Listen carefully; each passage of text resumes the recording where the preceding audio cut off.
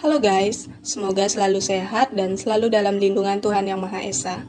Melalui video ini, kami akan menjelaskan gagasan dari kelompok 2, yaitu platform UMKM Partnership, yang dimana video ini merupakan tugas final project dari mata kuliah Digital Society. Berikut merupakan anggota dari kelompok 2. Gagasan kami ini dilatar belakangi oleh adanya tantangan yang dihadapi oleh UMKM, sehingga diperlukan adanya pendampingan dan pelatihan untuk meningkatkan daya saing.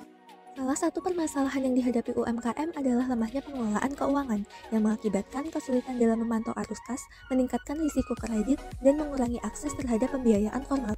UMKM juga menghadapi tantangan lain seperti inovasi dan efisiensi, sehingga memerlukan pendampingan dan pelatihan.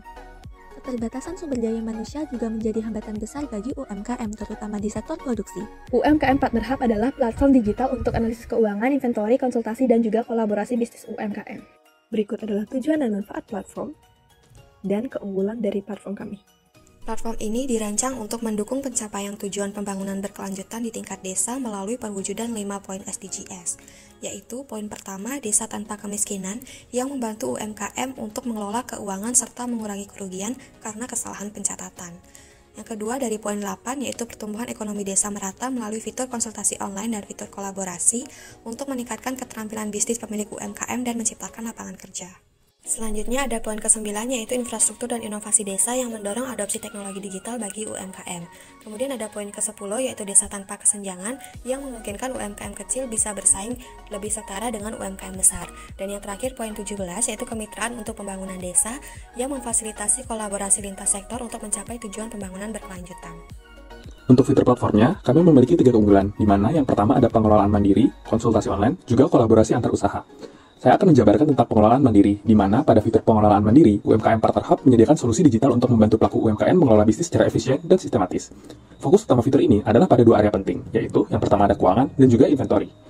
Berikut adalah detailnya. Selain itu, basis teknologi kami melibatkan big data, cloud computing, juga machine learning. UMKM dapat memilih bidang konsultasi yang diinginkan, seperti keuangan, operasional, sumber daya manusia, atau pemasaran produknya. Untuk konsultasi online, UMKM dapat memilih konsultan terbaik yang terdapat di platform ini, kemudian menjadwalkan waktu yang tersedia, lalu terhubung dengan konsultasi secara langsung melalui media online. Dan yang terakhir, UMKM dapat melihat riwayat konsultasi. Basis teknologi yang digunakan ada cloud computing, payment gateway, dan Zoom API.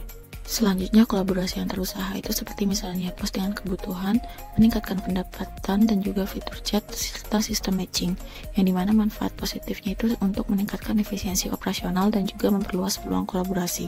Selanjutnya, untuk basis teknologi yang digunakan itu ada big data, cloud computing, dan juga real-time messaging API untuk meningkatkan performa dari kolaborasi ini.